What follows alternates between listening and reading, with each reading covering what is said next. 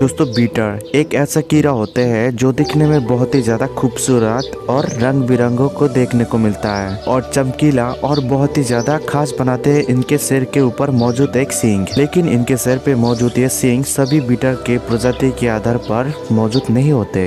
ये बीटर आमतौर पर लकड़ी और जानवर की मल को खाना पसंद करते हैं। आपको जानकर हैरानी होगी कि 2 से 4 इंच का इस बीटर के प्राइस करोड़ों में होते हैं, क्योंकि इसे बहुत सारे लोग घरों में पालना पसंद करते हैं। इनमें से सबसे बड़ी बात तो यह है इनके मदद से कई तरह की दवाई भी बनाई जाते हैं। अगर बात करें बीटर की प्रजाति की, आज से लगभग 40,000 से भी ज्यादा प्रजाति पाए जाते हैं। लेकिन क्या आपको पता है इस बीटर की जन्म कैसे होते हैं? अगर नहीं तो ये वीडियो पूरा जरूर देखना, क्योंकि हम इस वीडियो में बात करने वाले हैं बीटर की लाइफ साइकिल कैसे होते हैं। लेकिन आगे बढ़ने से पहले बता दूं आपको, इससे पहले मैंने काफी सारे लाइफ साइकिल के वीडियो बनाई है जिनमें से आप लोगों का बहुत ही अच्छा प्यार मिला है। हमें उम्मीद है कि इस वीडियो की भी उसी तरह प्यार देंगे। तो चलिए वीडियो को शुरू करते हैं। दोस्तों इस प्रक्रिया में सबसे पहले नर और मादा की मिलन होते हैं, जैसे कि आप देख ही सकते हैं, और इनके मिलन ये कुछ मिनटों का होता है। आपको जानकारी के लिए बता दूं, इसके मिलन की प्रक्रिया उस टाइम पे होते हैं जब पत्ते झड़ने लग जाते हैं। और इनके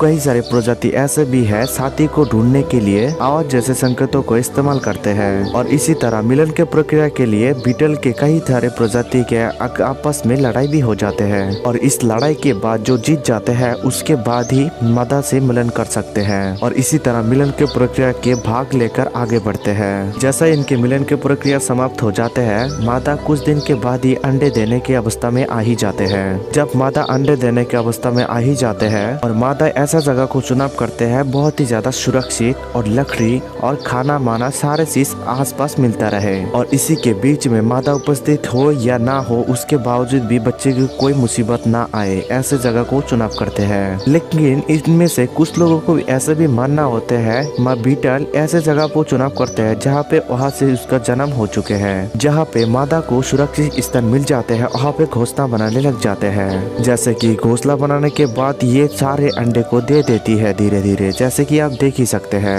आपको जानकारी के लिए बता दूं, ये मादा एक ही बार में 15 से 20 अंडे दे देती है।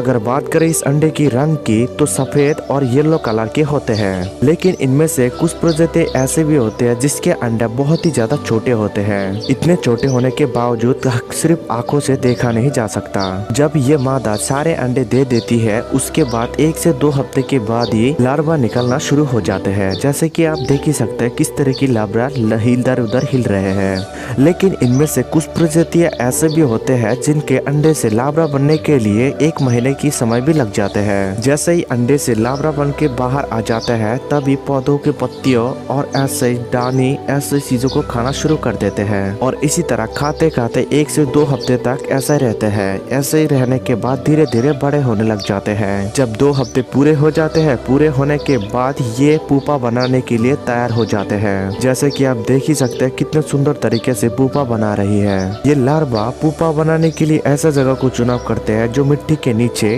डानी के ऊपर, और इसी तरह जगह को चुनाव करते हैं। और इसी तरह जगह मिलने के बाद पुपा बनाना शुरू कर देते हैं। जैसे कि आप देख ही सकते हैं कितने सुंदर तरीके से पुपा बना रही है। और जैसा इसी तरह बनाते बनाते जब पूरी तरह से पुपा बन के तैयार हो जाते हैं, और इसी तरह बनाने के बाद पुपा के अंदर ही 1 से 2 हफ्ते तक रह जाते हैं। और इस दौरान इस पुपा के अंदर थोड़ी इधर उधर हिला हुला दिखाई देते हैं। पहले तो ये पुपा का रंग सफेद होते हैं और धीरे धीरे गाढ़ा होने लग जाते हैं, जिसके गाढ़ा देखकर आप ये अंदाजा लगा सकते हैं जिसके अंदर बच्चे पूरी तरह से एडल्ट हो रहे हैं। और जैसा ही 1 से 2 हफ्ते के समय पूरा हो जाते हैं और इस दौरान ये पुपा बीटल में बदल रहे होते हैं, और तो और बहुत समय पूरा होते हैं ये पूरी तरह से बीटल में बदल जाते हैं। जैसे कि आप देख ही सकते हैं कितने सुंदर तरीके से बदल रहे हैं। और इसी तरह इस बीटल का जन्म होते हैं। जैसे कि इस बीटल का जब भी जन्म हो जाते हैं तब पूरी तरह से व्यस्त हो जाते हैं, और इसके पंखों के साथ साथ पूरा शरीर भी विकसित होने लग जाते हैं। और इसी तरह धीरे धीरे काफी सारे मजबूत हो जाते हैं, जिसके बाद ये अपने जिंदगी पर नए सफर के लिए तैयार हो जाते हैं। और इसी तरह रहते रहते 1 से 2 हफ्ते जब बीत जाते हैं तब अपने साथी को मिलन करने के लिए ढूंढते हैं, और इसी तरह अपने मिलन के प्रक्रिया के लिए भाग ले सकते हैं। और इसी तरह इनके जीवन चक्र होते हैं। अगर बात करें इसके जीवन काल की, इसे 6 से 12 महीने तक जीवित रहते हैं, जो इसके विभिन्न प्रजाति के आधार पर कम या ज्यादा हो सकते हैं। तो दोस्तों आज के लिए इतना ही। उम्मीद करता हूँ ये वीडियो आपको पसंद आया होगा। पसंद आए तो लाइक कमेंट शेयर जरूर करना। Thank you for watching. मिलते हैं अगली वीडियो पे।